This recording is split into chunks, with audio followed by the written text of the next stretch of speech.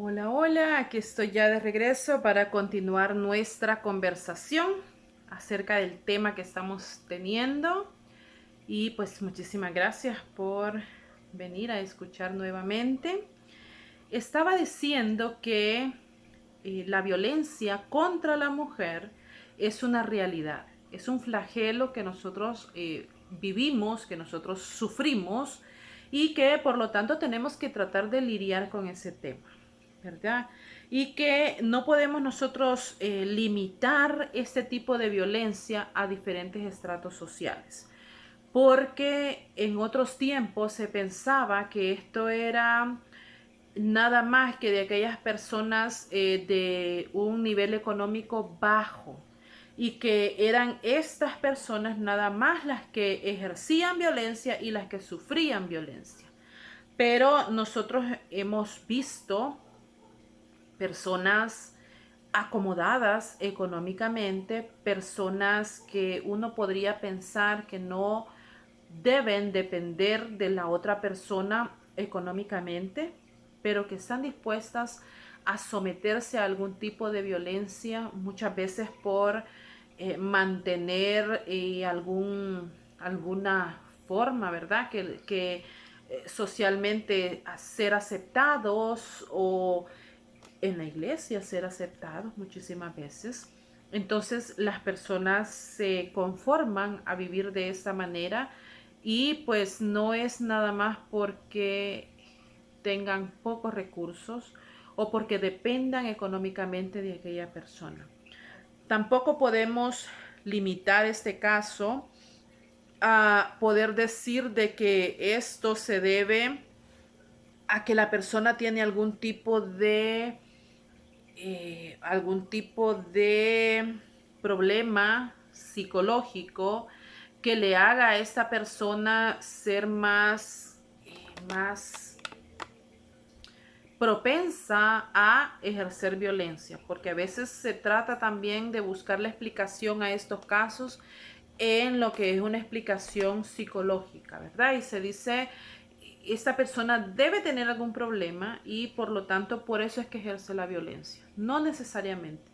Hay personas que no tienen ningún tipo de violencia, de problema psicológico y pues estas personas ejercen violencia y las otras personas se someten a la violencia y sin necesariamente estar siendo afectadas psicológicamente. Es increíble, increíble la cantidad de mujeres, la cantidad de casos que suceden cada día, cada día. Si nosotros nos ponemos a ver país por país, hay unas cifras tan exageradas en diferentes países como una mujer violentada cada 28 horas, cada 28 horas. Entonces, y son países que uno supone, ¿verdad? Que son países pues más hermosos, más fáciles de vivir, más bonitos, con una cultura muy diferente a la nuestra, pero ahí nosotros podemos ver esa realidad. Y como les decía anteriormente, no quiero ignorar en ningún momento lo que es la violencia contra los caballeros, contra los hombres, pero pues si alguien no hace un programa al respecto pronto, lo voy a hacer yo para defender también sus derechos, ¿verdad? Pero por el momento yo me voy a enfocar en lo que es la violencia contra las mujeres. Hay muchos países que se consideran muy modernos, como por ejemplo países como Argentina, como Chile, como España, que uno lo ve como con unas leyes, ¿verdad? Que van rompiendo con lo que es lo normal o lo tradicional en los países de nosotros, pero las estadísticas en cuanto a la violencia contra la mujer, la verdad es que son alarmantes. En algunas ciudades de estos países se trata la violencia intrafamiliar como si se tratase de una pandemia.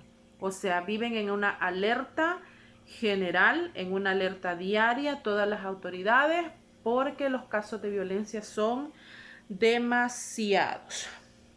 Pero a nosotros nos interesa muchísimo, como yo les digo desde la vez pasada o como lo he tratado de hacer en los diferentes temas que he estado abordando, acerca de cómo luchar contra estos gigantes que nos vienen a afectar no nada más nuestra vida física, sino que también nuestra vida espiritual.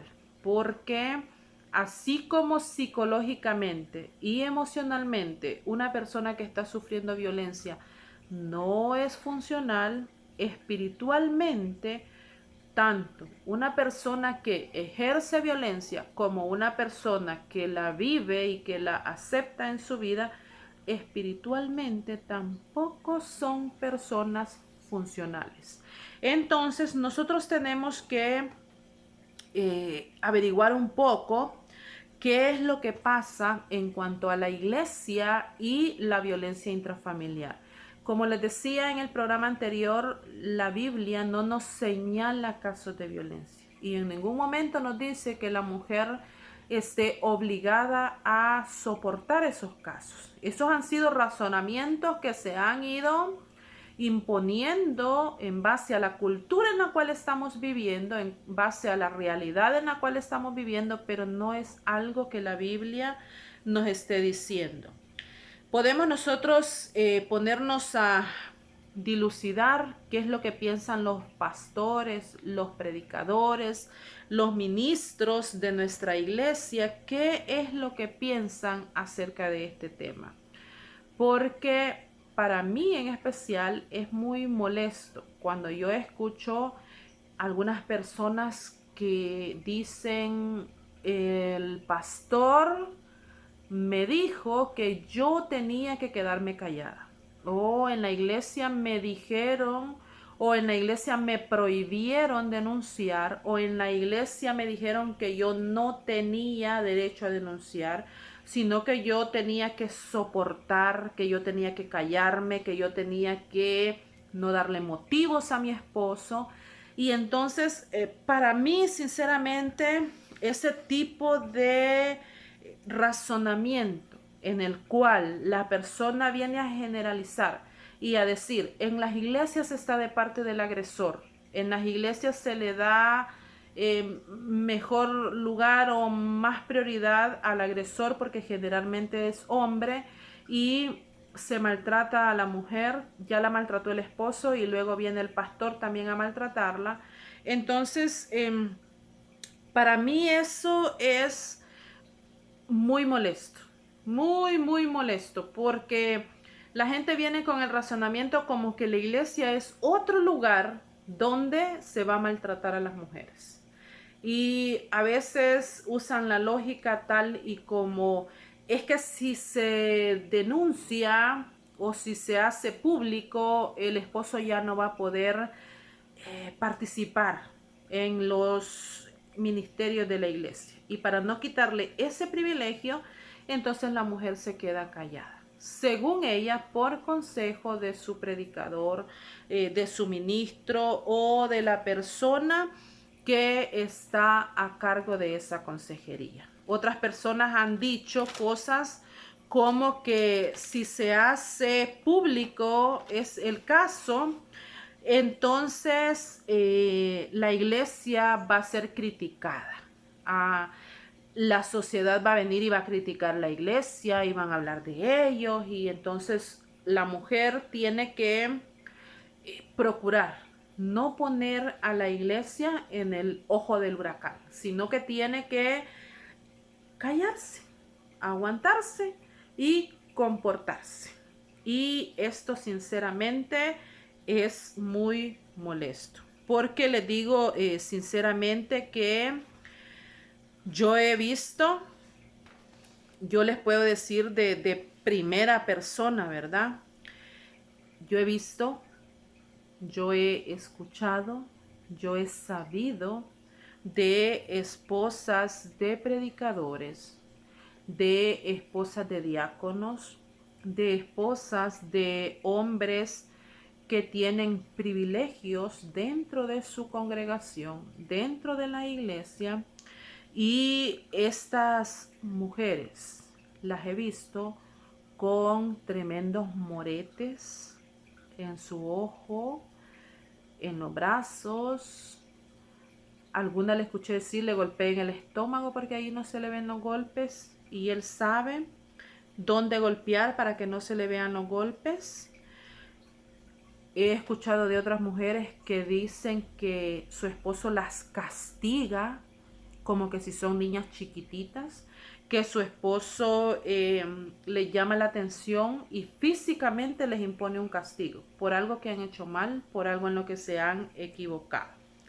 Posiblemente porque no prepararon la comida como ellos querían, porque se les pasó de sal o se les pasó de cocido, o porque echaron a perder alguna ropa cuando estaban lavando o cuando la estaban planchando. Y entonces algunas de esas cosas son suficiente motivo para que este hombre les imponga un castigo. Y estas mujeres pues sufren el castigo, viven el castigo.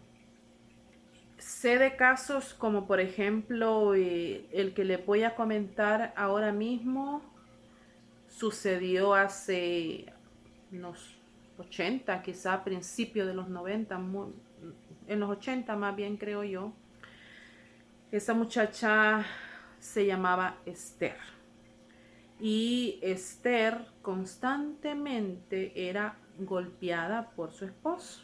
Miembros de la congregación eran golpeadas por su esposo constantemente. Un hombre un poco mayor que ella, un hombre que ya había tenido un hogar anterior, tenía otros hijos y le cargaba a ella los errores de la otra mujer. Decía, porque tú no vas a ser como la fulana, o tú no me vas a ver la cara como la fulana, no te vas a burlar de mí como la fulana. Entonces le cargaba a Esther todos los problemas que él había tenido anteriormente con su otra esposa, que por algo lo dejó, ¿verdad? Que por algo se separó de él. Entonces, esta muchacha yo la recuerdo muy bien y la recuerdo con cariño y con dolor, porque yo era una niñita muy pequeña para en aquel tiempo alcanzar a comprender, como comprendo ahora, cómo se le pudo haber ayudado o cómo se le pudo haber auxiliado a esta muchacha. Ella era flaquita, bajita, morenita, no se arreglaba nada, ni su cabello, nada, nada, nada, porque él era muy celoso. Muy joven, ya ella tenía 4 niñas, estaba esperando la quinta, y pues de este quinto embarazo ya ella ya no salió, porque él no le había permitido ir a ningún control médico durante sus embarazos anteriores, porque él no quería que unos hombres la estuvieran manoseando y la estuviesen viendo sin ropa. Ese era el razonamiento de él para no dejarla ir a ella a controles prenatales. Entonces, todos sus anteriores embarazos, él mismo había atendido el parto en su casa para evitar que ella corriera el riesgo de ir a un hospital y que no la atendiera una mujer, sino que la atendiera un hombre, o que hubiera algún hombre ahí en la sala donde ella iba a ser atendida. Entonces, recuerdo que ya con esta quinta niña, unas vecinas de ella fueron a avisar a otra hermana de la iglesia y a decirle, mira, hay mucho movimiento en la casa donde ellos, no hemos visto a la muchacha durante tantos, como unos 2, 3 días, no la hemos visto. Y pues él entra y sale, vino su suegra y pues pasa algo en esa casa. Entonces, algunas hermanas de la iglesia fueron a ver qué era lo que pasaba, y efectivamente este embarazo era diferente. Ella ya tenía los dolores de parto, pero su niña estaba sentadita. entonces ella no podía parir a esa niña como había parido a las anteriores. Y ya le habían dado a beber, entre él y su mamá de él, le habían dado a beber infinidad de aguas que eran supuestamente buenas para lo que fuera. A él se le metió el pensamiento de que si esta criatura venía de manera diferente es porque no era de él, porque todos los partos anteriores había sido fácil y que entonces este no era de él, por eso es que era diferente el tratamiento que le tenía que dar. Y pues le hicieron masajes, la magullaron tanto su cuerpo que cuando estas hermanas llegaron a verla prácticamente ya ella estaba sin sentido.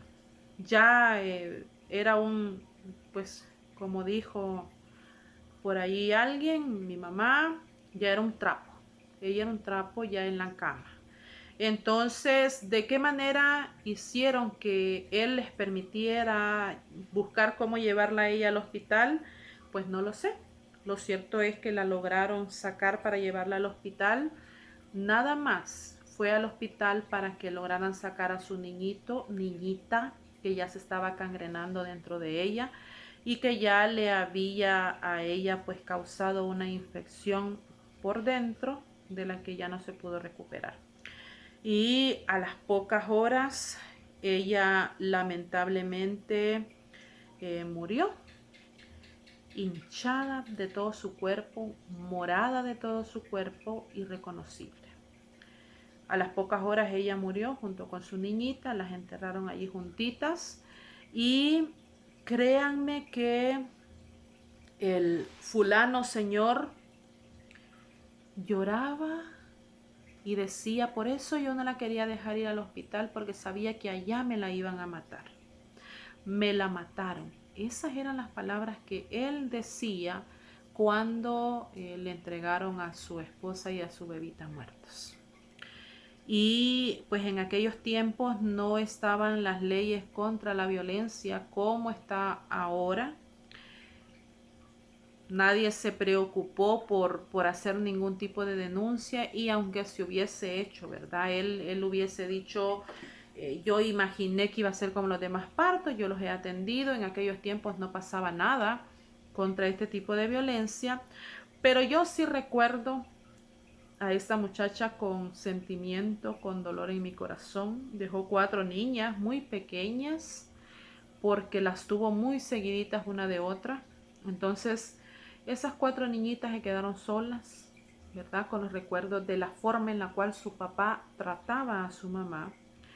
No sé si habrán tenido luego conocimiento de que su papá influyó tanto en la muerte de su mamá, por no dejarla ir al hospital, por mantenerla en la casa cuando que su parto era complicado y pues además de todo el sufrimiento que ella había tenido anteriormente.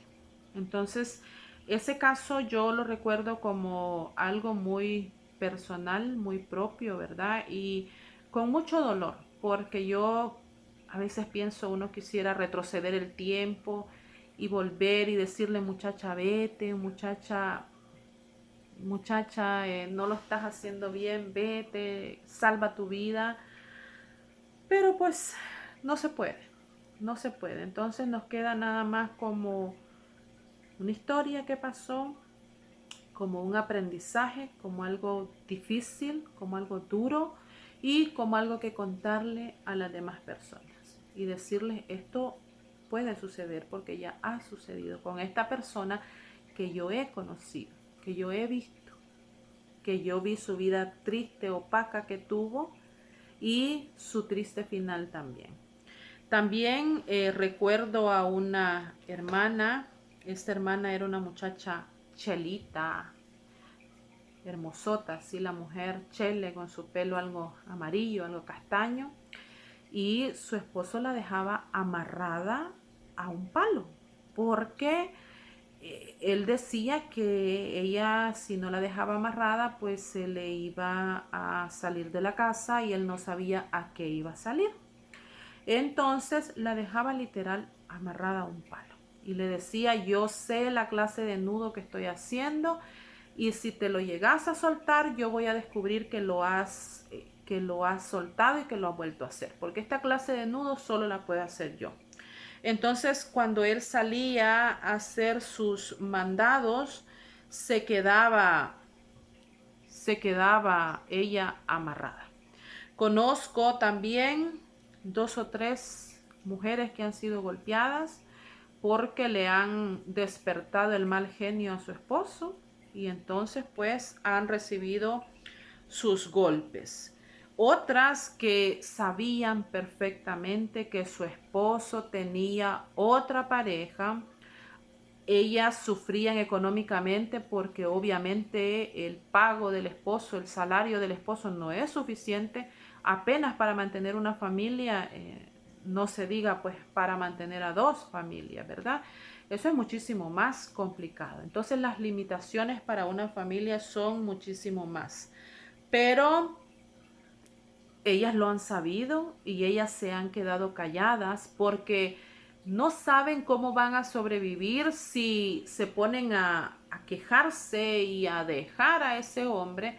No saben ellas cómo van a poder sobrevivir sin ese poquito apoyo económico que esa persona les da. Entonces ellas sufren este tipo de vejaciones muchísimas veces porque el hombre viene y les dice literalmente: aquella mujer es más joven que tú, aquella mujer me hace más feliz que tú, me complace más porque tú ya estás vieja, porque a ti la iglesia no te permite hacer tal y tal cosa que esa mujer sí me hace. Entonces, tú tienes que aceptar, o tú vas a hacer las cosas que yo te estoy diciendo, hablando de intimidad, de relaciones íntimas, o tú te vas a conformar a que yo las haga con otra persona y tú te vas a quedar calladita. Porque tú no me funcionas, tú no me haces feliz, tú no eres suficiente, aquella otra es más joven, más bonita, más alegre, más de todo. Y entonces las mujeres se menoscaban hasta tal punto que prácticamente pues ellas no tienen nada más que decir que el preferir pues llevar la fiesta en paz. Hablando de vejaciones psicológicas, mentales, emocionales y obviamente también las económicas que tienen que sufrir porque, como les digo, aquella persona no va a tener un salario acorde pues para mantener a una sola familia y muchísimo menos a 2. Y muchísimo menos cuando la otra persona exige por su calidad de ser ella joven, de ser bella, de merecérselo todo, exige muchísimo más que la esposa. El hombre está dispuesto a cumplir sus caprichos y sus deseos y entonces limita a su esposa. Ahora, de todo esto que yo les estoy contando, yo no podía en aquel momento hacer nada. Ahora ya no puedo porque todo quedó en el pasado. Pero todos estos temas que les estoy diciendo, todas estas situaciones que les estoy contando, yo las supe y yo las escuché en aquellas conversaciones en las cuales los adultos piensan que una no está poniendo atención, ¿verdad? Y se ponen allí a platicar como bajito, como algo en clave y a decirse pues esas cosas y a platicarse esos temas, suponiendo pues que la muchachita que está ahí no presta mucha atención. Pero yo me he dado cuenta de todas esas cosas, las he guardado dentro de mi conocimiento, dentro de mi corazón, pues a lo mejor para traerlas a flote en esta conversación, ¿verdad? Para hoy es que me han servido. No es un secreto de confesión porque a mí no me pidieron que guardara ningún secreto. Además, yo no le estoy diciendo a usted santo y señas, solo le estoy diciendo el milagro. Pero todos estos casos de los que yo le estoy hablando no son casos de mi vecindario, no son casos que yo haya oído de referencia, sino que son cosas que han sucedido con personas que iban a la iglesia cada domingo, con personas que muchísimas veces tenían participación en ministerios de la iglesia. El hombre como predicador, como orador, como diácono, como líder dentro de la iglesia, y la mujer igualmente predicándole a las mujeres, haciéndose cargo de los niños, de las jovencitas, consejería para ellas. Entonces, no le estoy hablando de cualquier persona. Le estoy hablando de personas que se dicen ser cristianas. Porque no es lo mismo ser cristiano que decir uno que uno es cristiano. Y yo pienso sinceramente que unas personas que estén viviendo de esta manera, tanto el hombre como la mujer, tanto el que ejerce violencia como el que permite la violencia, están muy lejos de lo que es el cristianismo. Están muy lejos de lo que es decir uno somos cristianos.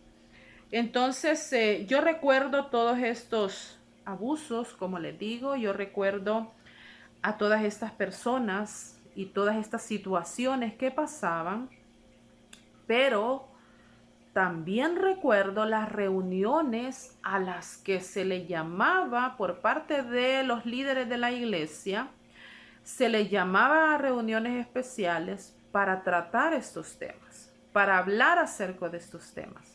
Y recuerdo perfectamente a estas personas que se encaprichaban, a estas personas que actuaban con altanería, diciendo en mi matrimonio nadie se debe meter, diciendo es mi mujer y yo hago lo que quiera, ella es la que me da motivos, ella ya sabe cómo soy yo y toda la vida he sido así y no me van a venir a cambiar. Entonces, estas personas que actuaban con ese tipo de soberbia, que actuaban con ese capricho de venir a decir, a mí nadie me tiene que decir nada, la mujer tiene que estar sujeta a mí, así lo dice la Biblia y eso es lo que yo estoy haciendo. Entonces, estas personas, yo recuerdo que se les hacía pues el apartarlos de los ministerios, lo que en otras congregaciones se conoce como el poner en disciplina, y estas personas preferían apartarse, preferían no volver a tener una participación pública, a ellos tratar de cambiar aquella situación, porque su capricho y su razonamiento era que el matrimonio era una cosa privada y que allí nadie se tenía que meter. Entonces, cuando yo les estoy hablando de esta situación, les estoy diciendo que hasta esos casos que yo recuerdo, la iglesia no se quedó callada. La iglesia no se quedó a solapar estos casos, no aceptó, no permitió, no compadró estos casos, sino que los hizo públicos, los mencionó, dijo esta persona va a estar fuera de tal y tal ministerio por este tipo de conducta, y nunca recuerdo yo que se le haya aconsejado a la mujer o a que se le haya obligado a la mujer a decirle por el bien de la iglesia o por el bien de tu matrimonio o por el bien de esta persona, no digas nada, no digas nada. Es más, ellas decidieron quedarse con su esposo por decisión propia o por manipulación de ese mismo hombre, pero no por una influencia que haya sido por parte de la iglesia. Los predicadores que yo recuerdo fueron severos, fueron tajantes, fueron serios en cuanto a este tema y dijeron no lo vamos a permitir, no lo vamos a aceptar y por lo tanto hasta aquí llega esta situación. Y algunos de estos hombres prefirieron irse de la iglesia, formar sus propias congregaciones en las cuales nadie ponía el dedo en la llaga, la mujer llegaba golpeada y nadie decía nada, y pues no habían esas reuniones de corregir esta situación. Ellas por A o por B decidieron quedarse con sus esposos y pues eso es cosa de pareja. Ahí sí que ya nadie se puede meter. Y así como estos casos que involucran golpes, palabras ofensivas, palabras que menoscaban a la mujer, también he conocido mujeres que están dispuestas a hacer todo por ese hombre, que están dispuestas a cocinar, a limpiar, a cuidar, a mantener todo el hombre. Y ese hombre se aprovecha de la carencia emocional que esa mujer tiene, que esa mujer ha sufrido, de esa necesidad de ser cobijada por alguien, y estos hombres se aprovechan de eso para ellos poder vivir una vida a su gusto, ¿verdad?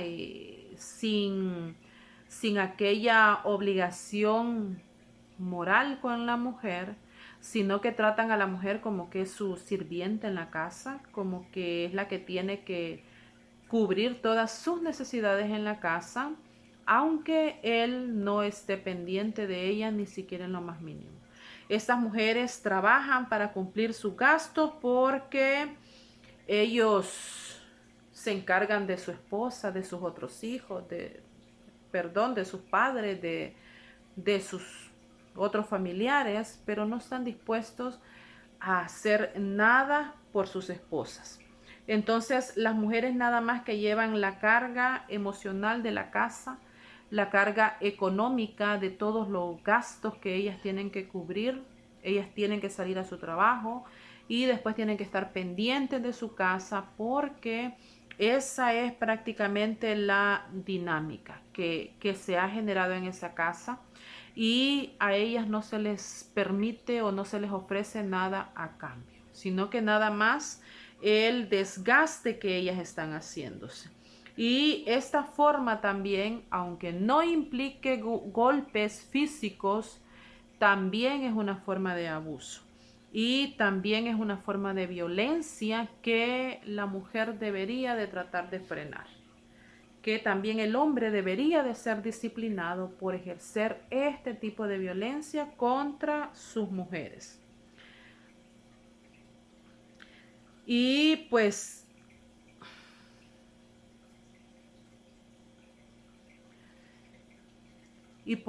en relación a estos temas, ¿verdad? No es algo que nada más me avergüence a mí en el caso de la iglesia a la que yo asisto o a la que yo colaboro o en la que Dios me ha permitido estar. No es nada más un caso que me avergüence a mí el yo decirle que hemos tenido este tipo de casos. Este tipo de casos se pueden ver en diferentes religiones, en diferentes grupos sociales, como por ejemplo traigo a memoria en este momento a una muchacha muy linda que vimos hace muy poco en las noticias, unos ojitos muy tímidos, unos ojitos con un poquito de miedo, esos ojitos que tienen tristeza en el alma. Yo veía así a esta muchacha cuando se empezó a propagar la noticia de que estaba desaparecida, y pues ya se adivinaba el final de ella, ¿verdad? Les estoy hablando de esta muchacha Flor García, que era esposa de un dentista. Y pues desde que se empezó a conocer la noticia ya se adivinaba el final que iba a haber, ¿verdad? Pero en los ojos de esta muchacha yo sentía esa tristeza, ese pedido de auxilio que no se puede decir con palabras, y que no todos podemos leer y que no todos podemos asistir a esas personas. Entonces, estas personas eran miembros de una iglesia, asistían a retiros espirituales para matrimonios, a consejerías, eran personas activas en su congregación. Entonces, cuando nosotros recibimos este tipo de noticias en las que ahora pues su esposo y un primo están siendo juzgados por su muerte, nosotros nos damos cuenta de que no se trata de que porque es tal o cual iglesia, o no se trata porque la persona no tenga una consejería espiritual, sino que La dinámica que se está viviendo en cada matrimonio es una cosa tan compleja y es una cosa tan diferente uno de otro que no se puede generalizar. Así es que no podemos decir las personas que están en el mundo, que no tienen temor de Dios, son las que hacen estas cosas, porque hay personas que están recibiendo instrucción religiosa, que están asistiendo a cultos, asistiendo a seminarios, asistiendo a consejería y están viviendo bajo esta forma de violencia. Tampoco es problema económico, como les decía antes, porque ellos tenían una solvencia económica que pues en el momento está hasta en investigación, ¿verdad? La cantidad de dinero muy alta que ellos tenían, que ellos manejaban. Entonces, no se trata nada más que de eso. ¿Y qué debe hacer la iglesia? ¿Qué es lo que nosotros suponemos que tiene que hacer la iglesia cuando se encuentra con uno de estos casos? Cuando descubre uno de estos casos, ¿qué es lo que la iglesia va a hacer? Primera de Pedro 3:7 dice: vosotros, maridos, igualmente vivid con ellas sabiamente, dando honor a la mujer como a vaso más frágil y como a coherederas de la gracia de la vida, para que vuestras oraciones no tengan estorbo. Como nosotros podemos ver en este texto, en ningún momento Dios, en ningún momento los apóstoles, la Biblia autorizan a que se ejerza un tipo de violencia sobre la mujer. No lo están permitiendo, no lo están dejando ahí como que pueden o no pueden. Dice que no se tiene que hacer, que no se tiene que permitir. Pero la agresividad en sí misma es un rasgo biológico del ser humano. Dicen los estudiosos que por su misma esencia animal, esto es algo innato en él y se emplea como un método de supervivencia. El que es más agresivo, el que es más violento, es el que va a lograr sobrevivir. También es producto de la evolución cultural, donde se está moldeando al individuo y donde se le está dando un tipo de aprendizaje y se están generando hábitos violentos. Como le decía en el tema anterior, ¿verdad? Educamos al niño con aquel espíritu de que no se tiene que dejar, de que no tiene que permitir que nadie le gane. Entonces ese hábito de violencia en la persona es el que va a venir después a resurgir en su relación en pareja. Nosotros tenemos que saber que esto no es una enfermedad. No es una enfermedad que se le pueda dar medicina a las personas y que con eso se van a curar, sino que es necesario que tengamos un cambio de cultura y un cambio educativo. Esto relacionado con la forma en la cual la iglesia tiene que actuar con respecto a este tema. Si la violencia tiene un éxito, un cierto éxito en un primer momento, en un primer acto, aquella primera vez, entonces es muy posible que ese acto se vuelva a hacer, que aquella misma forma se vuelva a utilizar y que se repita para obtener aquello que la persona está deseando o está queriendo tener. Este tipo de violencia se va moldeando poco a poco. Tanto la persona que ejerce violencia, la primera vez no da aquella golpiza a dejar a la persona casi muerta, sino que esa persona va moldeando también a la otra persona, como la persona que recibe aquellos actos de violencia.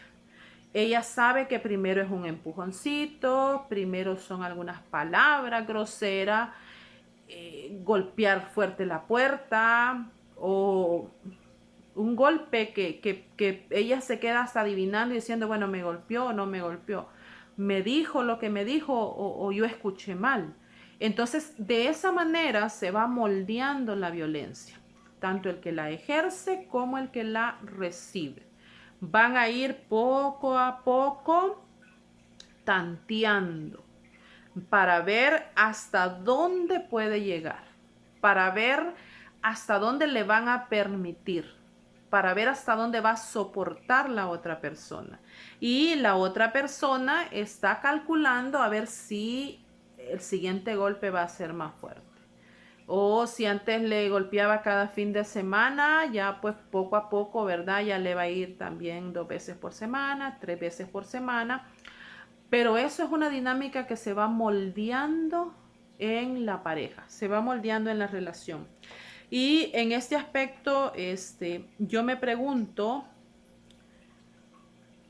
en aquel momento en el que el hombre decide dar aquel primer golpe, ¿qué es lo que está pasando por la mente de ese hombre cuando él decide aquel primer empujón, aquella primera forma grosera de tratar? Pero también me pregunto qué es lo que está pasando en la mujer, en la persona que lo permite. ¿Qué es lo que hay en la mente? ¿Qué es lo que hay en el corazón? ¿Qué es lo que hay en las emociones de aquella persona? Aquella primera vez que se recibe aquel maltrato y que se queda en aquel lugar para esperar la siguiente vez o para permitir aquella siguiente vez. En el hombre puede haber un sentimiento de superioridad. Puede haber que él se sienta superior respecto de la otra persona. Porque generalmente estos hombres no son tan machitos como son con su esposa, no lo son en el trabajo con su jefe, no lo son en la calle con las demás personas, sino que su superioridad nada más la miden con la esposa, en la casa. También puede haber cierta dependencia económica, dependencia psicológica, de moral o de un cierto estatus. Como le decía, para nosotros puede ser el mantener un lugar en la congregación, el que nos sigan viendo con respeto, el que nos sigan viendo como la pareja ejemplo, la pareja ideal, la pareja que se sientan adelante, tomaditos de la mano y muy bonitos, esa de referencia. Ese puede ser un gran motivo para que las personas tengan que aguantar y tengan que quedarse calladas. Pueden ser 1001 cosas las que se estén desenvolviendo ahí. Cada pareja, cada dinámica, como yo les digo, es completamente diferente. Ahí cada uno se va a desenvolver a su manera.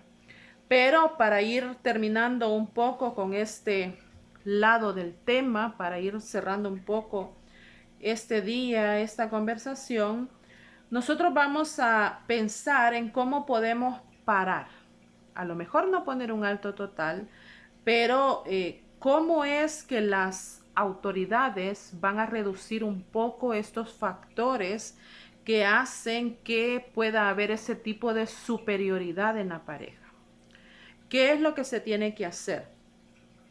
Una de las cosas que se puede hacer es reducir los factores de riesgo, como lo son el alcoholismo, las drogas y pues todo aquello que cambie la percepción de la persona en cuanto a sí misma y que le haga tomar el valor como para golpear a la otra persona. Entonces, si tenemos un acceso más controlado al licor, a las drogas, que nos cuesten más económicamente, que tengamos que pagar un seguro extra por, no todas las personas, porque a veces cometemos ese error, ¿verdad? Y nos cobran a toda la población algo que nada más que provocan las personas que consumen esos licores. Entonces tiene que ser un impuesto extra al licor, a la droga en específico que están usando, o un castigo más fuerte a una persona que le encuentra con una pequeña cantidad de droga y quitarse aquello de decir es para su uso, no pasa nada. porque sí va a pasar algo. Va a pasar violencia en aquella casa. Entonces, se tiene que legislar y se tiene que tratar de una manera diferente. También se tiene que frenar o limitar lo que es el acceso a las armas. No puede haber tanta disponibilidad cuando una persona ha sido procesada por violencia intrafamiliar. No debería de tener permiso de usar un arma, de portar un arma, de tener un arma en su casa. Eso debería de limitársele por completo. También se tiene que reducir lo que es la desigualdad económica, brindando iguales accesos a la mujer. No nada más que en una empresa tiene que haber un 20% de mujeres o un tanto por ciento de mujeres, sino que verdaderamente las mujeres tengan acceso a un trabajo, que tengan acceso a un salario, a un crédito, que tengan un verdadero acceso, no un acceso maquillado políticamente como ayuda, porque no es ayuda, no es mendicidad, no es buenas obras las que están haciendo, sino que la mujer es ciudadana igual que los caballeros. Entonces debería de tener esos accesos igual que si los tiene el hombre.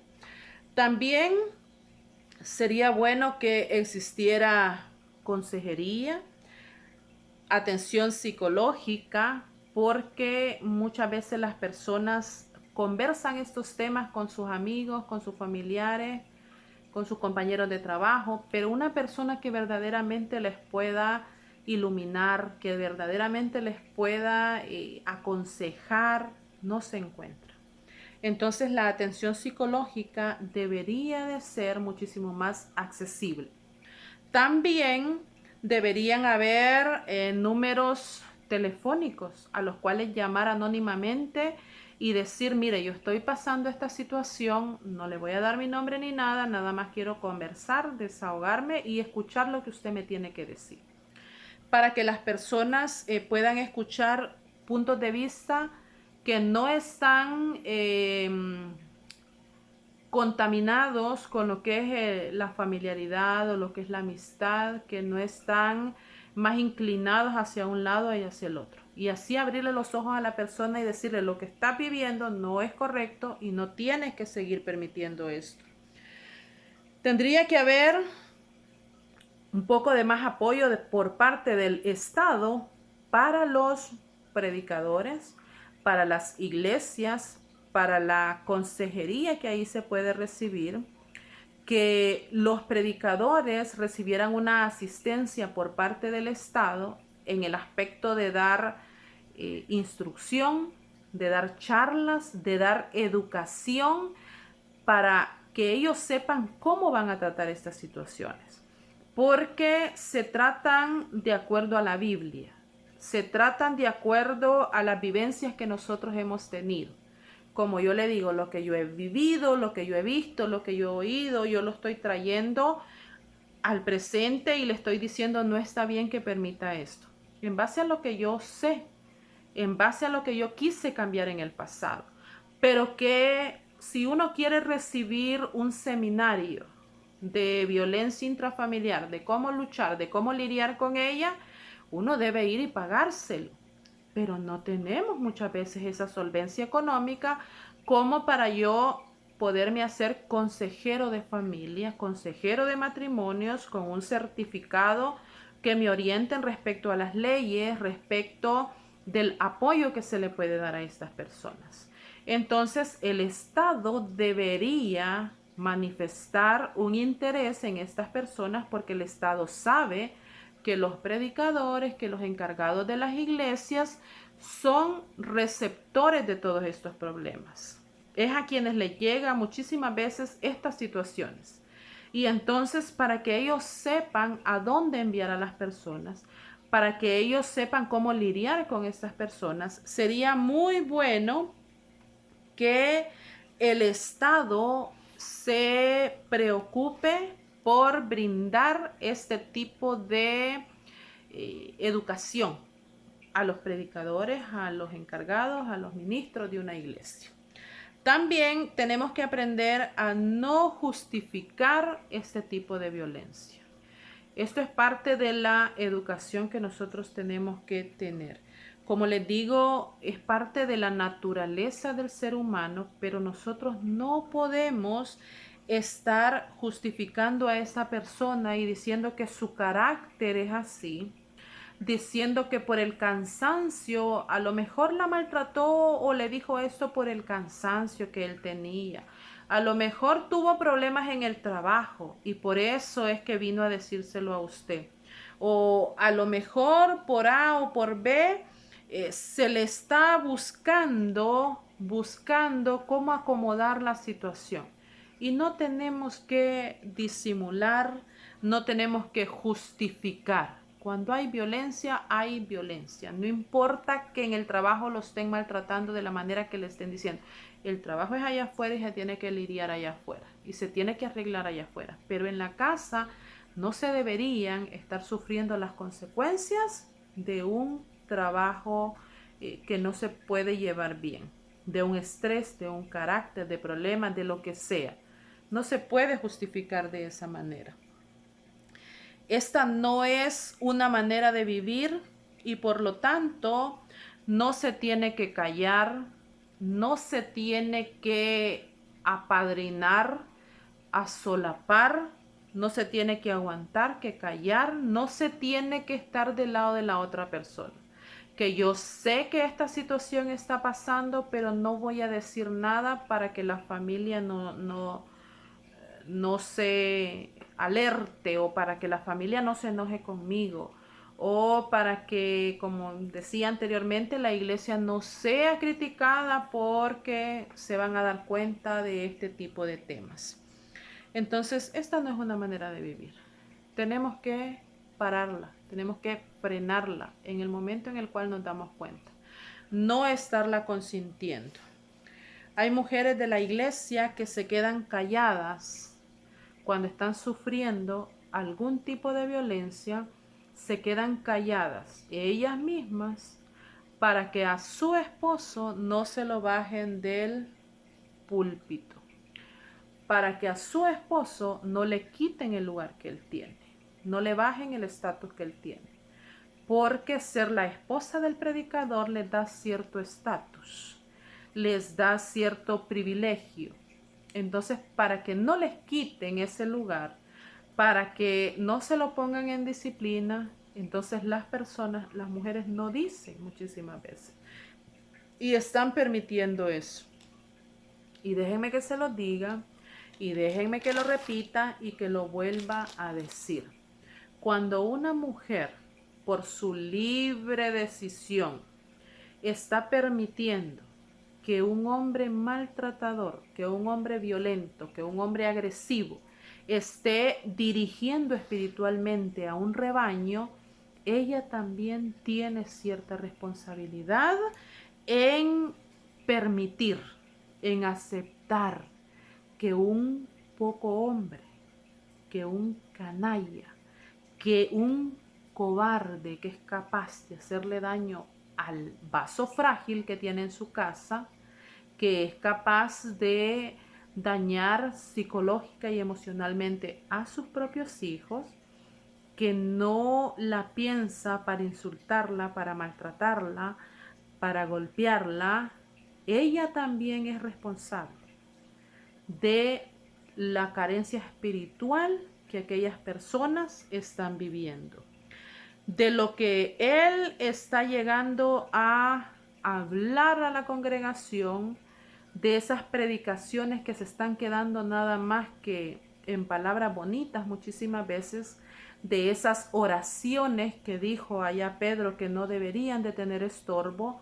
Cuando la mujer lo está consintiendo y lo está permitiendo, la mujer también es responsable de esa carencia espiritual, no nada más del marido, sino que de todas aquellas personas que confiadamente, que confían en ella y que por lo tanto no ponen en duda sus palabras. Entonces la mujer es también responsable en este caso. Así esté toda morada y así esté toda golpeada, ella también es responsable. Y para finalizar por este día, en cuanto a lo que es la consejería que la iglesia tiene que hacer, nosotras tenemos que aprender a escuchar entre líneas y tenemos que enseñarle a la persona a hablar correctamente. ¿Y cómo es esto? Nos podemos decir nosotros. Bueno, alguna persona nos busca y nos dice, fíjese que le quiero contar algo. Ajá, ¿qué es lo que pasa?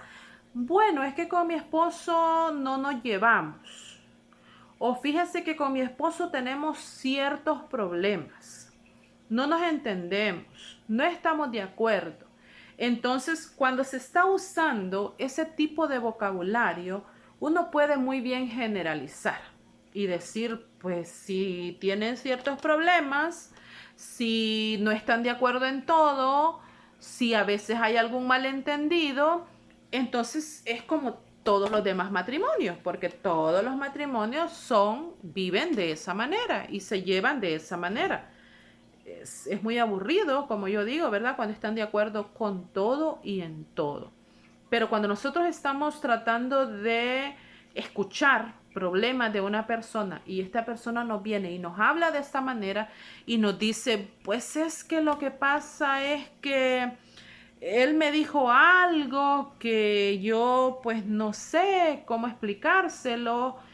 Entonces es muy difícil que nosotros adivinemos o que nosotros leamos la mente de la persona.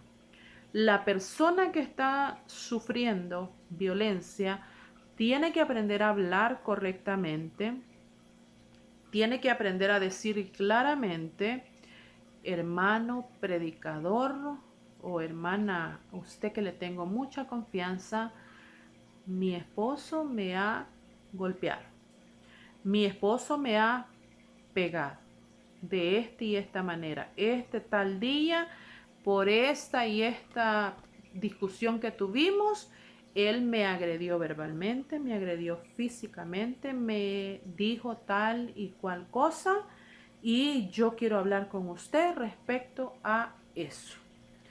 Porque cuando uno se pone a estar adivinando o tratando de darle sentido a las palabras y después se llama a la otra persona a que venga a la reunión para poder, porque su esposa dice que quizás, que puede ser, que no sabe, que eso es muy complicado.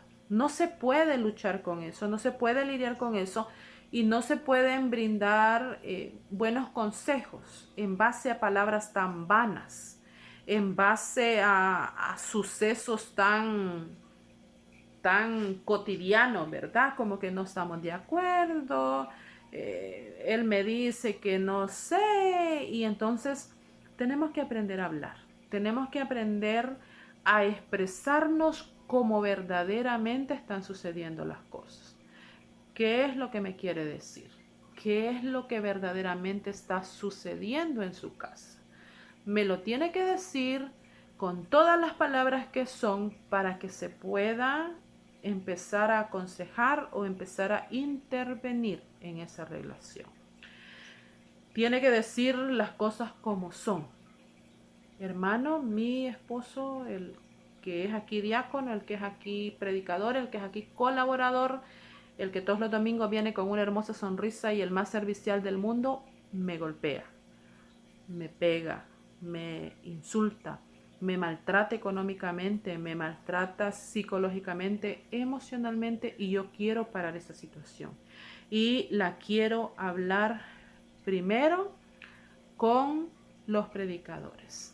Esto es para que nosotros nos ubiquemos en cuanto a cómo es que nosotros vamos a tratar. No se trata nada más de cómo vamos a tratar el problema, sino la forma en la cual se nos viene a exponer ese problema también es delicada y también depende de cómo vamos a actuar.